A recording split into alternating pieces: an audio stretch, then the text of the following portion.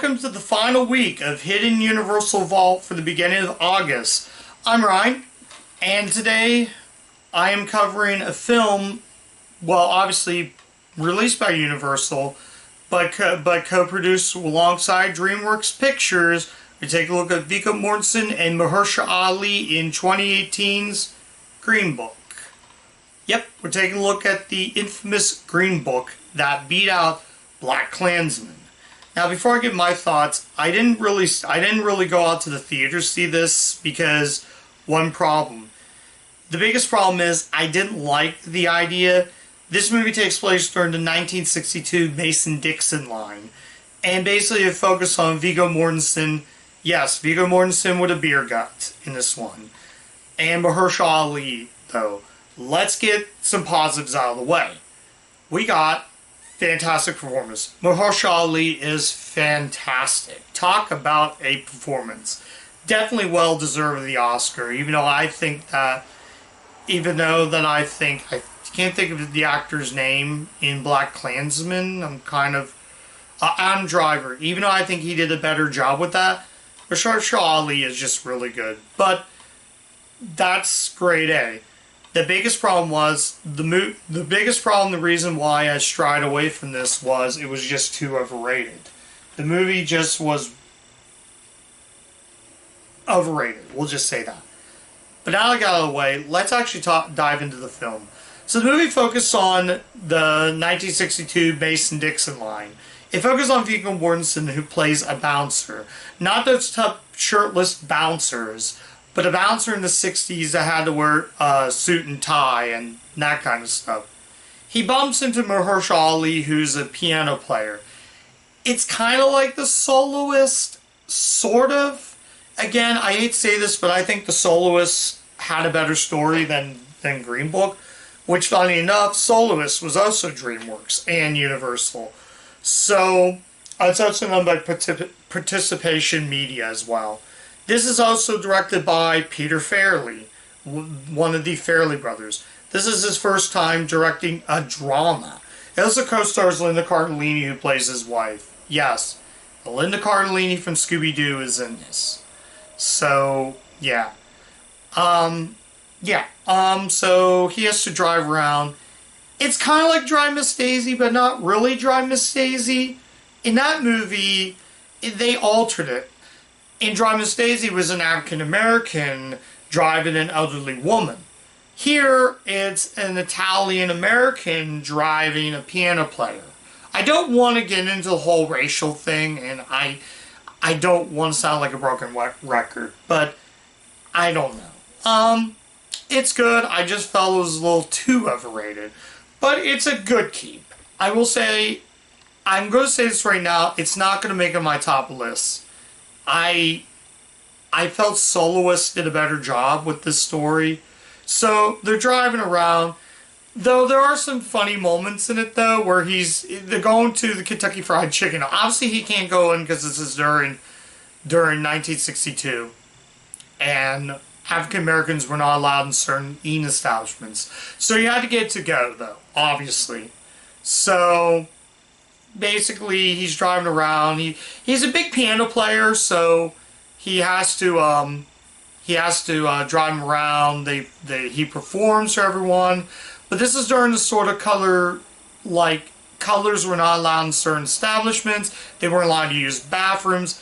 It's a crazy time in the 1960s, but I think it's good for the performances, and I recommend it for a very strong ending. Though, basically he punches a cop and they end up in jail the one scene, so Mahershala says, I want to see my lawyer. I forgot to say the characters' names in this. So, basically, Viggo Mortensen, Aragorn from Lord of the Rings, if you're curious, he plays Tony Lip, who's the bouncer. And Mahershala Ali is Don Shirley, Dr. Don Shirley. And he's a black pianist in a concert tour from Manhattan to the Deep South. Yeah, the Deep South. And they rely on this Green Book.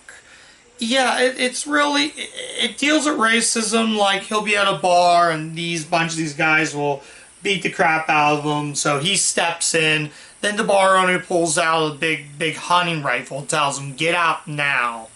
So they're going to start a fight.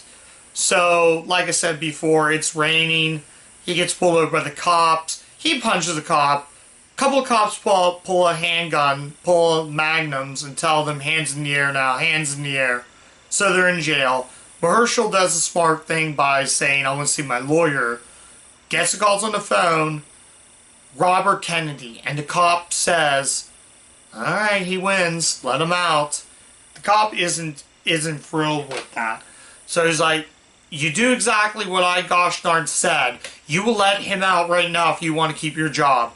That is just power performance, and he goes just smiling. His character, Tony Lip, he's just... The characters interacting are really good. I'm mostly going for a lot. The cinematography is really good. My biggest problem, again, was it just was too overrated. It's good, just got a little too overrated. And with Mahershala Ali's performance, definitely worth the Oscar, as I said before. I still recommended it for that. For the performances, yes. And I love how they get with him. So he shows them the chicken. They're eating chicken. They're having a good time. They throw the bones, which obviously throw the bones because the birds will get to them. So he throws these the large soda out of the vehicle, so they have to drive back, pick it up because it counts as littering. So it really feels like that he has a son at times, and he is a parent himself, and he's, like I said, chauffeuring this guy, so not really chauffeuring, but doing his job. So is there any bad things about? Is there any negatives?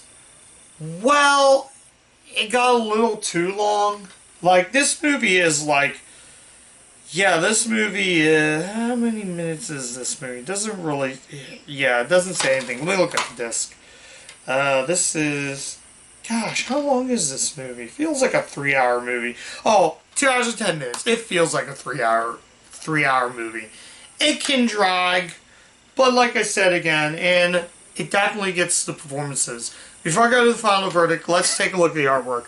I like the artwork. It's simple. It's not really green, but it's more of a light blue. Spine. There's DreamWorks Pictures along Universal. And the back. And yeah, this is one of those movies. Now, yes, I want to kind of mention about why it's PG-13. Thematical contents, language including racial epithets, since it's taking back time, and racism, yes, racism needs to be erased off this planet.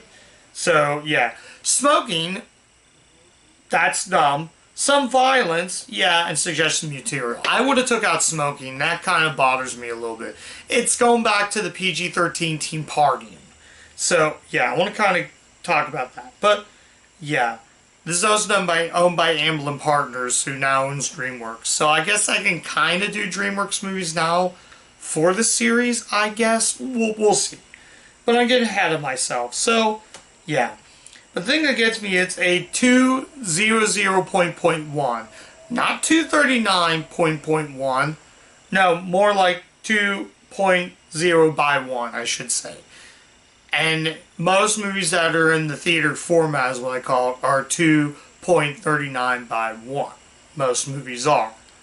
But yeah, it's hugely entertaining. Peter Travers, one of the best movies, 4 stars. Rex Reed, and terrific performances from a guy from the... What?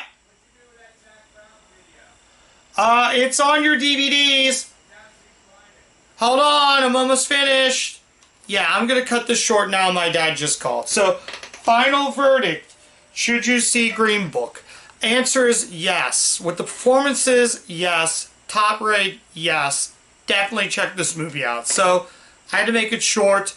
Go check out Green Book. It's, like I said, overrated, but definitely worth watching. Check all my social media pages, and I'll catch you guys later. Bye.